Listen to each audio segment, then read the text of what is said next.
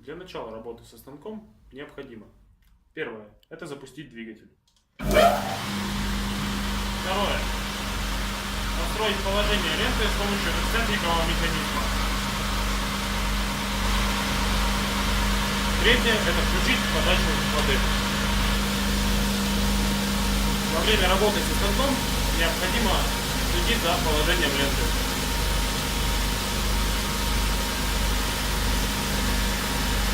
Для того, чтобы выключить станок, первым делом мы выключаем подачу воды, затем выключаем двигатель и следим за положением ленты.